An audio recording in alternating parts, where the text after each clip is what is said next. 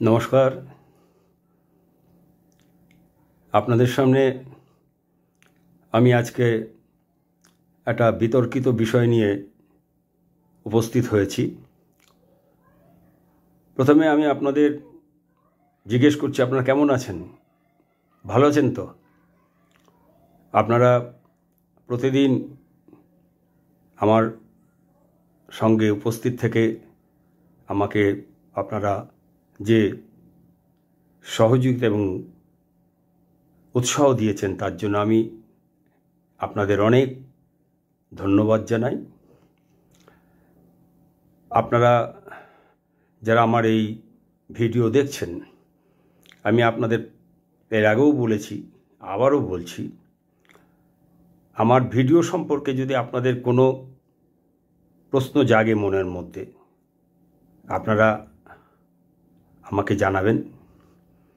আমি আপনাদের প্রশ্নের মুখোমুখি হতে চাই। আপনাদের প্রশ্নের আমি জবাব দেওয়ার জন্য সবসময় আমি প্রস্তুত। মানসিকভাবেই আমি আপনাদের সঙ্গে যোগাযোগ স্থাপন করতে চাই। আপনাদের মনে যে কোনো প্রশ্ন আসুক, আপনারা আমাকে জিজ্ঞেস করবেন, আমার থেকে জানতে চাইবেন। আমি আপনাদের চেষ্টা করব, আমার যদি জানা থাকে, আমার এখতিয়ারের মধ্যে যদি থাকে, আমি আপনাদের অবশ্যই সেটা জানাবো। আর যদি না জানি, আমি আপনাদের কাছে বলে দেবো আমি এই প্রশ্নের উত্তর জানি না। কেন এই কথাটা বললাম? তার কারণ হচ্ছে, এর আগে একটা ভিডিওতে, সম্ভবত কোনো একটা ভিডিওতে বাংলা সম্পর্কে আমি কিছু বক্তব্য রেখেছিলাম। সেই বাংলা এবং বাংলা পক্ষ যারা বাংলার জন্য লড়াই করছেন, সেখানে আমি কিছু বক্তব্য রাখতে গিয়ে সেখানে সম্ভবত বা অন্য কোনো ভিডিওতে, আমার ঠিক মনে নেই, আমাদের পশ্চিমবঙ্গের স্বনামধন্য, যাকে আমরা বাংলার পশ্চিমবঙ্গের উপকার বলি, বিধানচন্দ্র রায়, ডক্টর বিধানচন্দ্র রায় সম্পর্কে আমার কিছু বক্তব্যে আমার কিছু মন্তব্য উঠে এসেছিল। সেখান থেকে আমি যেটা মানুষের মধ্যে থেকে সাড়া পেয়েছি, সেই সাড়া পাওয়ার মধ্যে অনেকে একটু জিজ্ঞাসা আছে আমার কাছে যে একটু বিস্তারিতভাবে আমি যেন আলোচনা করি। বিস্তারিতভাবে আলোচনা করলে তাহলে পরিষ্কার তাদের ধারণাটা হতে পারে। এবং তার মধ্যে অনেকে আবার যেটা চিরাচরিত ব্যাপার, যে মানে ইয়ে করা, গালাগালি দেওয়া, নিন্দা করা, সেগুলো তো আছেই। অনেক আপত্তিজনক মন্তব্যও তারা করেছেন। ফোন করে তারা আমাকে অনেকেই কেউ বলছেন যে আমি বক্তব্য যেটা রাখছি সেই বক্তব্যের কী প্রয়োজন আছে। আমার সৎসঙ্গ জগতেরও অনেক প্রথিতযশা যারা আছেন আমার পরিচিত, তাদের সঙ্গে আমার প্রতিনিয়তই যোগাযোগ, প্রতিনিয়তই আমার সঙ্গে তাদের সঙ্গে কথা হয়। তারা অনেকেই আমাকে বলছেন যে কোনো প্রয়োজন নেই এসব ব্যাপারে কোনো কথা বলার। তা আমি প্রয়োজন নেই, এটা তো এক একজনের ব্যক্তিগত অভিমত হতেই পারে। যে যেরকমভাবে অ্যাঙ্গেল থেকে ব্যাপারটাকে দেখেছে সে সেভাবেই ব্যাখ্যা করছে। তা আমি ঠাকুরের অ্যাঙ্গেল থেকেই সব কিছু দেখি। ঠাকুর বলছেন সত্য বলবার জন্য সব সময়। তা আমি সেটাকে অস্বীকার করতে পারি না। যেটা সত্য সেটা তো আমি তুলে ধরতেই পারি। তবে হ্যাঁ, ঠাকুরের কথার সঙ্গে এর সঙ্গে আরেকটা কথা আছে, যে সংহার এনো না। তা আমি আমার বক্তব্যের মধ্যে দিয়ে আপনার কাছে প্রশ্নের মাধ্যমে আমি উত্তর জানতে চাইতেই পারি, সত্যটা জানতে চাইতেই পারি। কিন্তু সঙ্গে সঙ্গে যেটা সত্য বলো, কিন্তু সংহার এনো না। স্পষ্টবাদী হও, কিন্তু মিষ্টভাষী হও। একথা তো ঠাকুরই বলেছেন। তা আমি স্পষ্টভাবে তো আমি মনের মধ্যে প্রশ্ন জাগতেই পারে, তাতে অসুবিধাটা কোথায় আছে? সেই প্রশ্ন আমি যদি আপনাদের সামনে তুলে ধরি, আপনাদের মনের মতো সেই প্রশ্ন নিয়ে হোক, আলোচনা হোক, আপনারাও দেখুন সেটা কতটা যুক্তিযুক্ত আর কতটা যুক্তিযুক্ত না। তা সেটাও আপনারা আমাকে তার উত্তর দেবেন, স্পষ্টভাবেই দেবেন এবং মিষ্টিভাবেই দেবেন, সত্যটা অবশ্যই বলবেন। কিন্তু ঠাকুরের পথে চলবো আমরা, সেইভাবেই আমরা সত্য বলবো, সংহার আনবো না, স্পষ্ট বলবো কিন্তু মিষ্ট করে বলবো। যাই হোক, আজকে আমি একটা এই বিধানচন্দ্র রায়, ডক্টর বিধানচন্দ্র রায়ের সম্পর্কে আমি একটু বিস্তারিত আলোচনা করবার আমার কাছে অনেক অনুরোধ এসেছে। সেই অনুরোধটাকে নিয়ে আমি আপনাদের সামনে এসে উপস্থিত হয়েছি। তো সেখানে একটা প্রশ্ন দিয়ে আমি শুরু করছি। একজন বিতর্কিত প্রশ্ন করেছেন, প্রশ্ন না, ডাইরেক্ট বলতে পারেন অ্যাটাক করা বলে যাকে, আরও কয়েকটা করেছে, সেগুলো আমি এই আপনাদের সামনে আমার বক্তব্য যেটা বা এই প্রশ্নের মধ্যে দিয়ে একই রকমভাবে আপনার উত্তর পেয়ে যাবেন। তো সেখানে একজন আমাকে বলছেন যে, আমি তার নামটা এখানে আমি তুলছি না, আমি নামটা তোলার প্রয়োজন মনে করছি না এখানে। তো তিনি বলছেন যে ডক্টর বিধানচন্দ্র রায় যা করেছেন ঠিক করেছেন। ডক্টর বিধানচন্দ্র রায় যা করেছেন ঠিক করেছেন। এই ভণ্ডকে জমি দিলে দেশের আরও ক্ষতি হতো। অর্থাৎ আলোচনা করলে আপনারা বুঝতে পারবেন আমি কি বলতে চাইছি। এর আগের ভিডিওতেও আমি পরিষ্কার করে দিয়েছিলাম, এবারে আমি আরও স্পষ্টভাবে আপনাদের কাছে বিস্তারিত আলোচনা করছি। তো আমার উত্তরের মধ্যে দিয়ে আপনারা পেয়ে যাবেন যে বিধানচন্দ্র রায় কী ঠিক করেছেন, আর ভণ্ড কাকে বলা হচ্ছে, কাকে জমি না দিয়ে ঠিকই করেছেন। দেশের ক্ষতি আরও বেশি হতো, সে ক্ষতির হাত থেকে তিনি দেশকে রক্ষা করেছেন।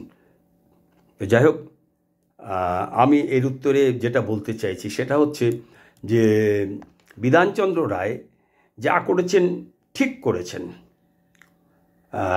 অনুকূল শ্রী ঠাকুর অনুকূলচন্দ্রকে জমি দিলে দেশের ক্ষতি নয়, বাংলার ক্ষতি হতো। আমি তার উত্তরে এটাই তাকে বলেছি এবং বলতে চাইছি এই ভিডিওর মধ্যে দিয়ে, যারা আরও মানে কর্কশ ভাষায় আমাকে এর উত্তর দিয়েছেন তাদেরও বলছি যে ডক্টর বিধানচন্দ্র রায় যা করেছেন ঠিক করেছেন। শ্রী ঠাকুর অনুকূলচন্দ্রকে জমি দিলে দেশের ক্ষতি নয়, বাংলার ক্ষতি হতো। যা হয়েছে ভালোই হয়েছে, বাংলা আরও বড় ক্ষতির হাত থেকে বেঁচে গেছে। ডক্টর বিধানচন্দ্র রায়ের উপলব্ধি সঠিক। বাংলার এই ক্ষতির জন্য বাংলার শুভচিন্তক ডক্টর বিধানচন্দ্র রায়কে ধন্যবাদ। এবং আপনাদের মতো বাংলার সচেতন যুবক যারা আমাকে এই ধরনের প্রশ্নগুলো করেছেন, আমাদের শ্রী ঠাকুর অনুকূলচন্দ্রকে নিয়ে যে কথাগুলো বলেছেন, সেই সমস্ত সচেতন যুবকদের স্যালুট জানাই। বাংলা থেকে লাত খেয়ে ঝাড়খণ্ডে গেছে, বেঁচে গেছে বাংলা, বেঁচে গেছে ঝাড়খণ্ড, লাভ হয়েছে ঝাড়খণ্ডের। ঝাড়খণ্ডের অর্থনীতি মজবুত হয়েছে শিক্ষা, সংস্কৃতি, কৃষ্টি ইত্যাদি। এসবের হাত থেকে বেঁচে গেছে বাংলা। এই ভয়ানক ক্ষতির হাত থেকে বেঁচে যাওয়ার জন্য ঝাড়খণ্ডের কাছে কৃতজ্ঞ ও ঋণী বাংলা, এবং বাংলার কাছে ঝাড়খণ্ড কৃতজ্ঞ ও ঋণী শ্রী ঠাকুর অনুকূলচন্দ্রকে জায়গা না দেওয়ার জন্য। বাংলার বুকে, বাংলার মাটিতে জায়গা না দেওয়ার ফলে ঝাড়খণ্ডের লাভ হওয়ার জন্য, বেঁচে যাওয়ার জন্য ঝাড়খণ্ডের জনগণ আজ কৃতজ্ঞ ও ঋণী বাংলার কাছে। এবার আসুন আমরা একটু বিস্তারিত আলোচনায় যাই যে কি ব্যাপার, কিসের জমি, কেন জমি দেয়নি, কি ব্যাপার, কি লাভ হয়েছে, কি ক্ষতি হয়েছে, কি বিষয়। তার আগে আমি একটু আলোচনা করে নিই যে বিধানচন্দ্র রায়ের জন্ম বিহার রাজ্যের অন্তর্গত পাটনার বাঁকিপুরে। তাঁর পিতার আদি নিবাস ছিল বর্তমান বাংলাদেশের খুলনা বিভাগের সাতক্ষীরা জেলার দেবহাটা উপজেলার শ্রীপুর গ্রামে। ডক্টর বিধানচন্দ্র রায় বাঙাল পিতার আদি নিবাস সূত্রে। আর শ্রী ঠাকুর অনুকূলচন্দ্রের জন্মস্থান বাংলাদেশের পাবনা জেলার হিমায়তপুর গ্রামে। শ্রী ঠাকুর অনুকূলচন্দ্র জন্মসূত্রে বাঙাল ও বাঙালি। শ্রী ঠাকুর অনুকূলচন্দ্র ও ডক্টর বিধানচন্দ্র রায় উভয়েই ছিলেন বাঙালি, উভয়েই ছিলেন ডাক্তার, দুজনেই ছিলেন রূপকার। একজন পশ্চিমবাংলার রূপকার, আর ঠাকুরের ক্ষেত্রে কম করে বলা হয় তিনি পাবনা জেলার অখ্যাত অন্ধকারাচ্ছন্ন নরক সমান গ্রাম হিমায়তপুরকে এবং জনশূন্য প্রাকৃতিক সৌন্দর্যে ভরপুর শান্ত নিরিবিলি দেওঘরকে প্রাণ চঞ্চল স্বর্গপুর বানাবার রূপকার। আর সত্য বললে যেটা বলা হয় সেটা হচ্ছে তিনি বিশ্বব্রহ্মাণ্ডের রূপকার। দুজনেই ডক্টর বিধানচন্দ্র রায় এবং শ্রী ঠাকুর অনুকূলচন্দ্র দুজনেই জনপ্রিয় প্রাজ্ঞ ব্যক্তিত্ব। ডক্টর বিধানচন্দ্র রায় সসীম জ্ঞানের আধার, আর শ্রী ঠাকুর অনুকূলচন্দ্র অসীম অনন্ত জ্ঞানের আধার। এক কথায় তিনি সর্বজ্ঞ। ডক্টর বিধানচন্দ্র রায় যন্ত্রণাদায়ক অভিশপ্ত দেশভাগের ফলে বাংলাদেশ থেকে প্রাণ রক্ষা করার জন্য আগত শিশু, বৃদ্ধ, বৃদ্ধাসহ লক্ষ লক্ষ নরনারীকে আশ্রয় দিয়েছিলেন, মাথা গোজার ঠাঁই ও এক মুঠো খাবারের ব্যবস্থা করে দিয়েছিলেন। আর শ্রী ঠাকুর অনুকূলচন্দ্র আপ্রাণ চেষ্টা করেছিলেন যাতে দেশভাগের মতো অভিশপ্ত ঘটনার হাত থেকে দেশবাসীকে বাঁচানো যায়, হিন্দু মুসলমানের দাঙ্গা আটকানো যায় এবং সারা জীবন বিশ্বের সমস্ত অর্থার্থী, জিজ্ঞাসু ও জ্ঞানী মানুষকে প্রকৃত বেঁচে থাকা ও বেড়ে ওঠার পথ দেখানোর জন্য তিনি আপ্রাণ চেষ্টা করেছিলেন।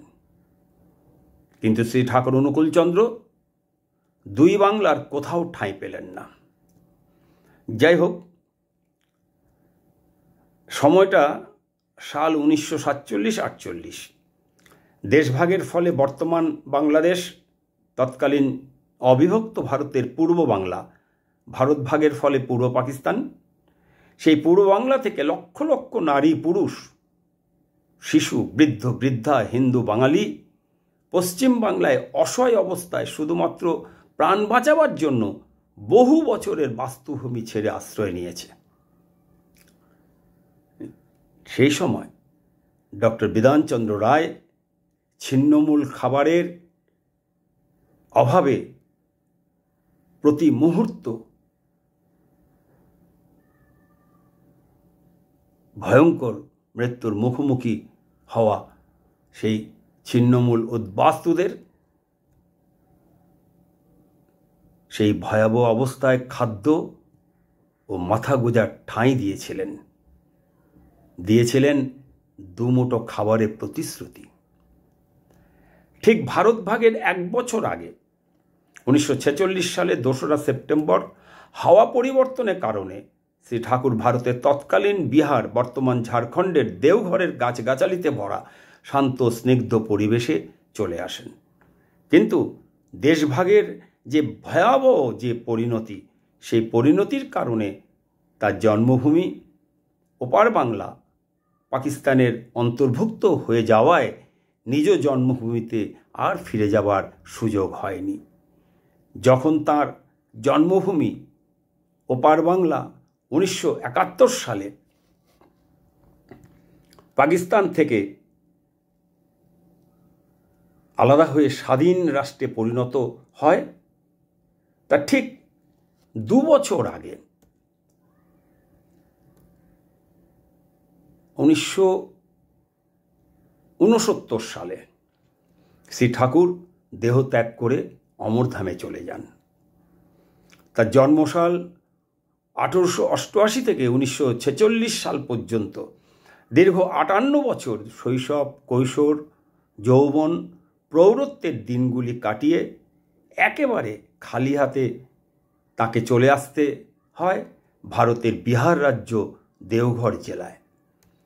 তারপর 1969 সাল পর্যন্ত বাকি 23 বছর দেওঘরে কাটিয়ে ভগ্ন হৃদয়ে নিজের বাপদাদার ভিটে মাটি, নিজের জন্মভূমি, শৈশব থেকে প্রৌঢ়ত্বের রঙিন দিনগুলি, পদ্মার বুকে, পদ্মার পাড়ে ছোটবেলা থেকে বড়বেলা পর্যন্ত কত সুখ দুঃখের স্মৃতি, বিশাল আশ্রম জুড়ে ঝমঝম ভরা সৎসং সংসার, দেশ বিদেশের কত হাজার হাজার মানুষের প্রতিনিয়ত আনাগোনা ইত্যাদি ইত্যাদি অজস্র স্মৃতি বেদনা ভরা হৃদয়ে অশ্রু সজল চোখে হাতড়ে হাতড়ে চলে যান ইহলোকের লীলা শেষ করে।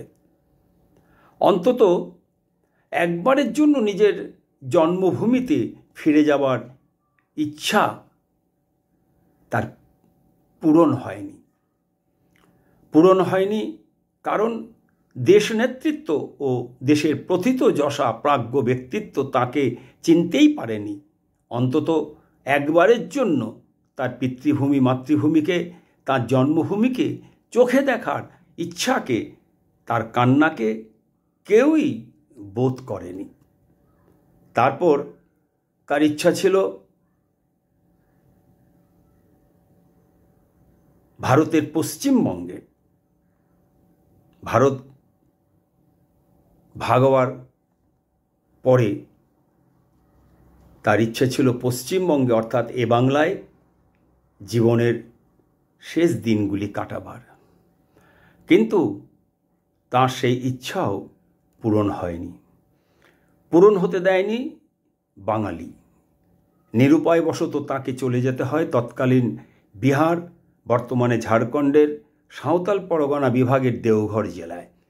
আজকের মতো জমজমাট ছিল না তখন দেওঘর ঠাকুরবাড়ি অঞ্চল। প্রাকৃতিক সৌন্দর্যে ভরপুর পরিবেশ, একদিকে দূরে ডিগোরিয়া পাহাড়, আর একদিকে দারোয়া নদী। গ্রীষ্মকালে নদীর জল অপ্রতুল হলেও বর্ষাকালে ভরা নদীর কল্লোল ধ্বনিতে মন কেমন জানি করে ওঠে।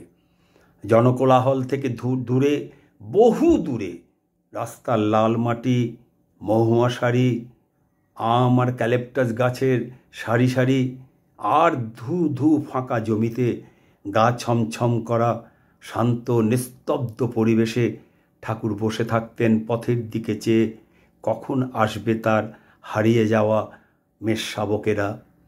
ঘোড়ার গাড়ির ঘোড়ার খুরের শব্দে সচকিত হয়ে উঠত মন প্রাণ। এই বুঝি এলো ফিরে তার আপনজন মানুষেরা। এমনই ছিল তার মানুষের জন্য খিদে, ছিল কান্না। মহুয়ার ফুলের গন্ধে ভোরের হিমেল হাওয়ায় স্বপনপুরীর মতো মনে হতো রহস্যময়তায় ঘেরা চারপাশ। মনে হতো কে যেন হাতছানি দিয়ে ডাকছে, বলছে, আয় আয় আমার কাছে আয়, এখানে এলে জীবন খুঁজে পাবি, আনন্দে থাকার রসদ পাবি। ঠাকুর তার মায়াময় আলোময় রূপময় চোখে মিষ্টি মধুর হাসি মুখে মেখে চেয়ে থাকত ফাঁকা রাস্তার দিকে, কখন কে আসবে।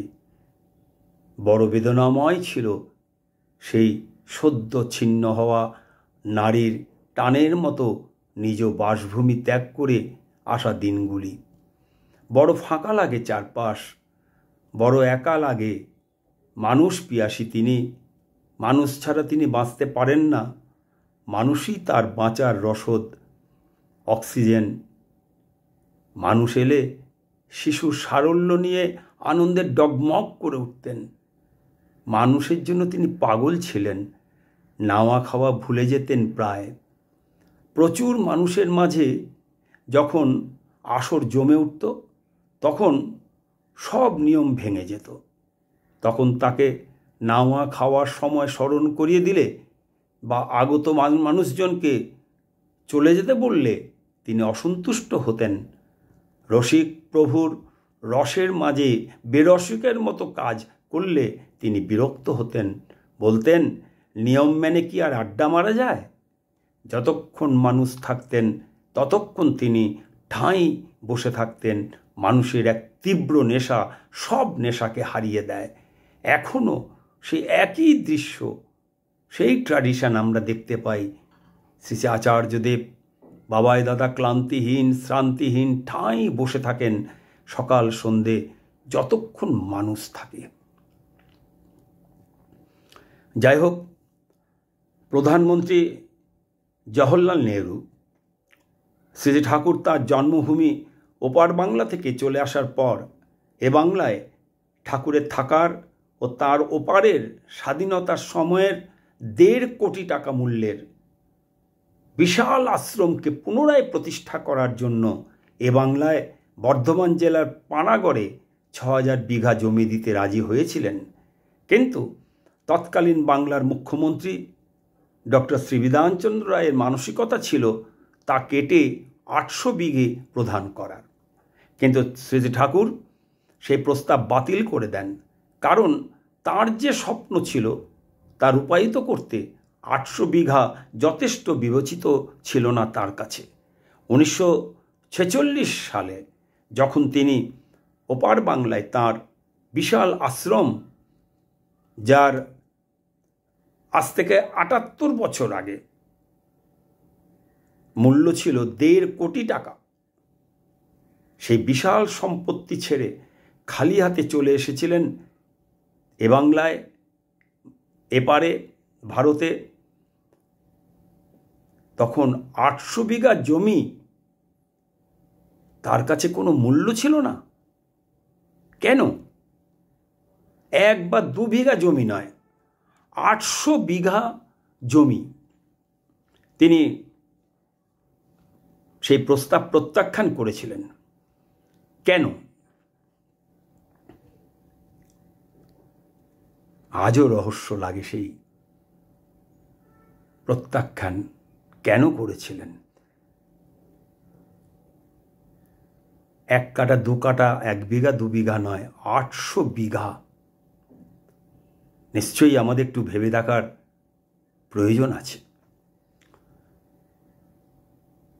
আজকের দিনে কে এমন আছে যিনি যে কোনো ধর্মীয় প্রতিষ্ঠান, যে কোনো অন্যান্য বিভাগের যে সব প্রতিষ্ঠান আছে, তারা যদি এরকম জমি পেতেন তাহলে কি তারা প্রত্যাখ্যান করতেন?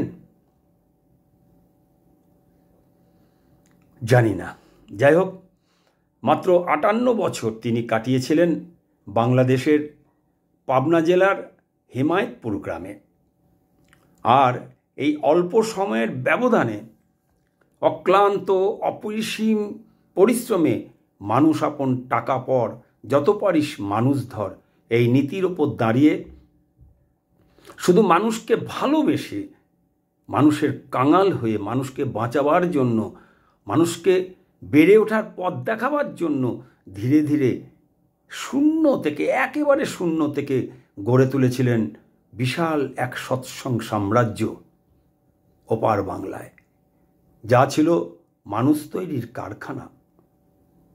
আর অপমান, অপবাদ, কুৎসা, গালাগালি, নিন্দা, মারদাঙ্গা, আগুন, কোর্ট কাচারি, হত্যার ষড়যন্ত্র ইত্যাদি ইত্যাদি হিমালয় সমান বাধার পাহাড় ডিঙিয়ে এতদিনের ঘাম রক্ত দিয়ে গড়ে তোলা ছবির মতো সুন্দর স্বপ্ননগরী সৎসং আশ্রম ১৯৪৬ সালের ১ সেপ্টেম্বর এক সকালে তিনি সেই বর্তমান মূল্য কোটি কোটি কোটি কোটি কোটি টাকার বিশাল সম্পত্তি পিছনে ফেলে রেখে এসে দাঁড়ালেন শূন্য হাতে, একেবারে পথে ফিরে গেলেন আবার সেই শূন্যতে।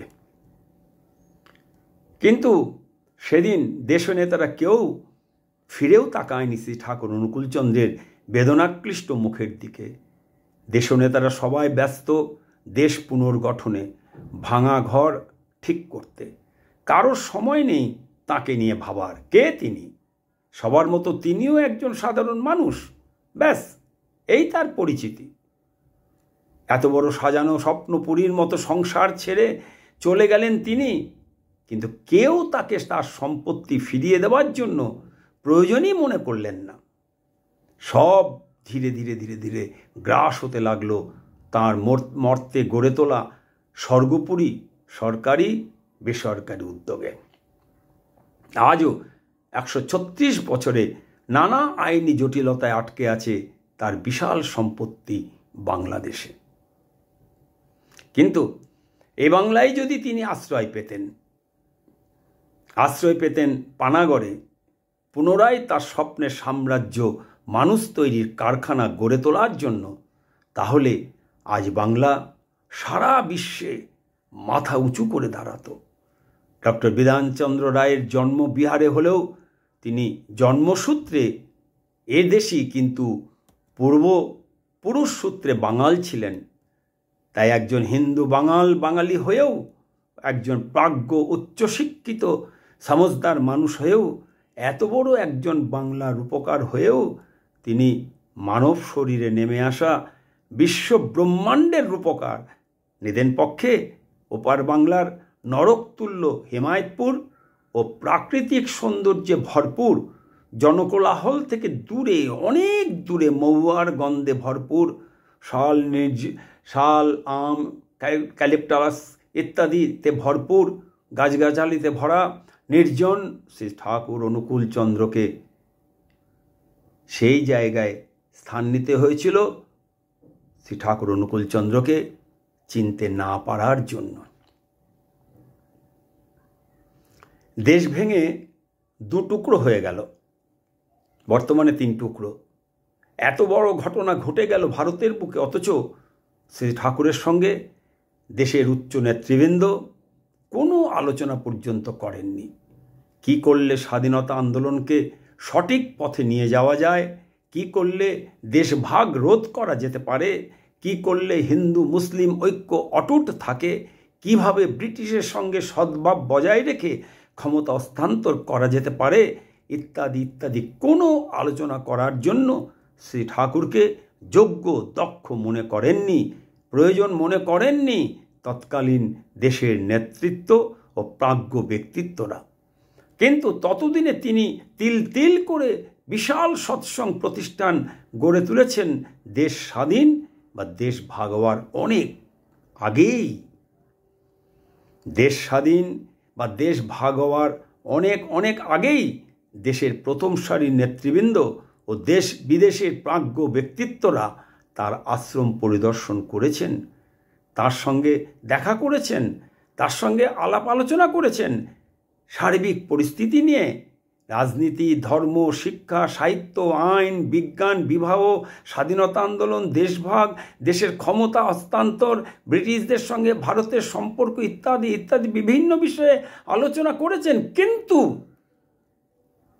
সমস্যা সমাধানে তার পরামর্শকে, দেশ গড়ে তোলার ক্ষেত্রে, দেশ এত বড় দেশ ভাগ হয়ে যাচ্ছে সেসব ব্যাপারে তাকে প্রত্যক্ষভাবে কোনো গুরুত্বই দেননি। তারা তাকে প্রয়োজন মনে করেননি। এত বড় বিশাল যে ঘটনা দেশের বুকে ঘটতে চলেছে, তার জন্য তার অংশগ্রহণের প্রয়োজন আছে, সেটা তারা প্রয়োজন মনে করেননি সেই সময় দেশের মহাবীর মহাপণ্ডিত ভীষ্ম পিতামহরা। ঠিক তেমনি ওপার বাংলা থেকে এপার বাংলায় আসার ও থাকার এবং মানুষ তৈরির কারখানা বিশাল সৎসঙ্গ পুনরায় বাংলার বুকে গড়ে তোলার একান্ত আন্তরিক ইচ্ছেকে গুরুত্ব পাত্তাই দেয়নি এপার বাংলার রূপকার ডক্টর বিধানচন্দ্র রায় ও বাংলার তামাম প্রাজ্ঞ বুদ্ধিজীবীরা। অথচ কে না তার সঙ্গে দেখা করেছেন, কথা বলেছেন দীর্ঘ সময়, তার আশ্রম পরিদর্শন করেছেন, তার প্রতিনিধিদের সঙ্গে তার মিশন, লক্ষ্য, উদ্দেশ্য নিয়ে কথা বলেছেন বাংলা তথা দেশের প্রায় সমস্ত দিকপালেরা। কিন্তু বাংলায় তার স্থান হলো না, তাকে এ বাংলায় রাখার জন্য কেউ সচেষ্ট হলো না। নেতাজি তার কাছে এসেছিলেন 3 বার, কথা বলেছিলেন, কিন্তু তার পথ ও মত গ্রহণ করেননি। মহাত্মা গান্ধী এসেছিলেন, দেখে মুগ্ধ হয়ে গিয়েছিলেন, সৎসঙ্গ আশ্রম ঘুরে অপার বিস্ময়ে বলেছিলেন, আমার স্বপ্নের ভারত ইতিমধ্যে এখানে গড়ে উঠেছে। শ্রী ঠাকুরের সঙ্গে দেখা করেছিলেন, কথা বলেছিলেন, কিন্তু তাকে জীবনে গ্রহণ তো দূরের কথা, দেশের উন্নতি বিধানে তিনি তাকে দেশের স্বাধীনতা, দেশভাগ ইত্যাদির মতো গুরুত্বপূর্ণ বিষয়ে তার মতামতের প্রয়োজন মনে করেননি। ধর্মজগতের লোক আখ্যা দিয়ে তাকে সবাই উপেক্ষা করেছেন, দেশের কঠিন জটিল বিতর্কিত সমস্যাগুলি সম্পর্কে আলোচনা করার প্রয়োজন মনে করেনি, তাকে সঙ্গে নিয়ে দেশ গঠনের কাজে কোনো রকম ইচ্ছাই প্রকাশ করেননি কেউই।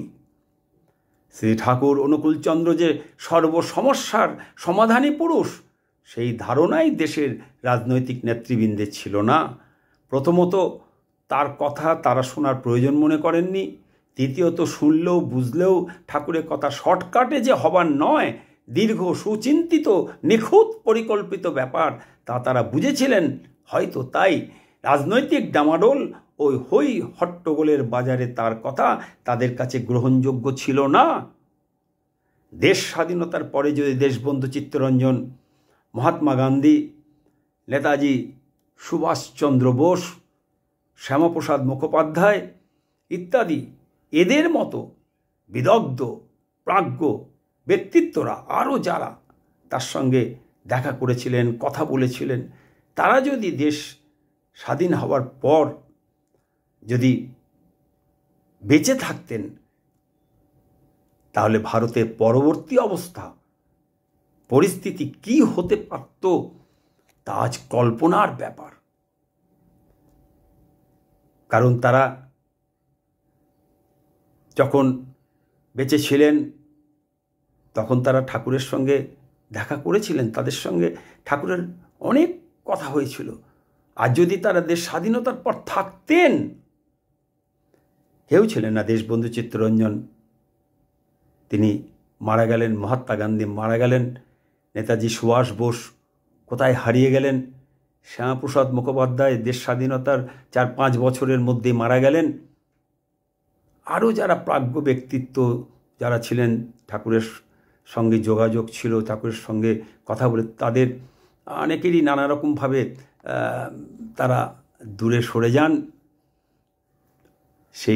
সেখানে যদি তারা থাকতেন, তাহলে শ্রী ঠাকুরের ভূমিকা কতটা গুরুত্বপূর্ণ হয়ে উঠত তা কল্পনার চোখে যদি দেখা যায়, তাহলে ভাবলে বিস্ময়ে শিউরে উঠতে হয়।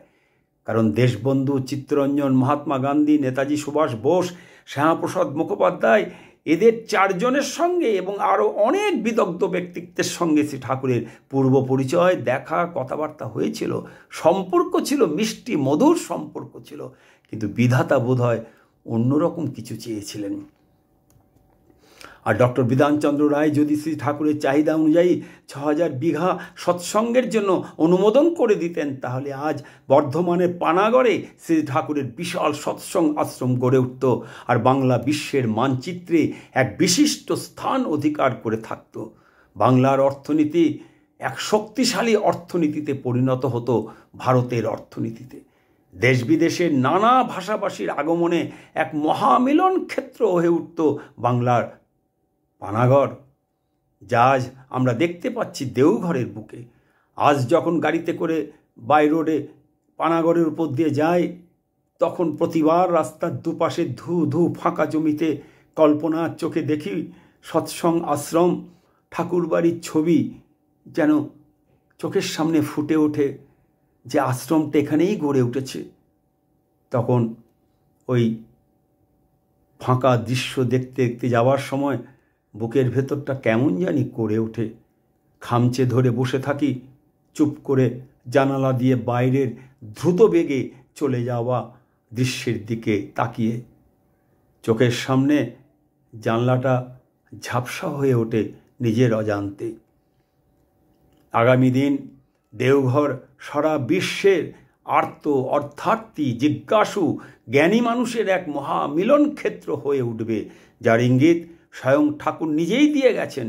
তার জবানিতে এমন একদিন আসবে, মানুষ যশিটি স্টেশনে নেমে ওখান থেকেই প্রণাম করে ফিরে যাবে, বাঁচা বাড়ার রসদ সাথে নিয়ে আবার নিজ নিজ কর্মক্ষেত্রে। একথা ঠাকুর স্বয়ং নিজেই বলে গেছেন। যশিটি স্টেশন থেকে ভিতরে অত দূর ঠাকুর বাড়ি যাওয়ার সুযোগ হবে না আগামী দিনে, আর হবে না বাঁধ ভাঙা মানুষের ভিড়ের কারণে। কি সাংঘাতিক ডেভেলপমেন্টের ব্যাপার হয়ে দাঁড়াবে সেক্ষেত্রে সরকার ও আশ্রম কর্তৃপক্ষের। হয়তো যোশীডির আশেপাশেই গড়ে উঠবে মূল আশ্রমের রেপ্লিকা, অর্থাৎ হুবহু মূল আশ্রম। আজ থেকে বহু বছর পরে লাল সাদা কালো মানুষে ভরে যাবে মূল আশ্রম, আর মূল আশ্রমের রেপ্লিকা।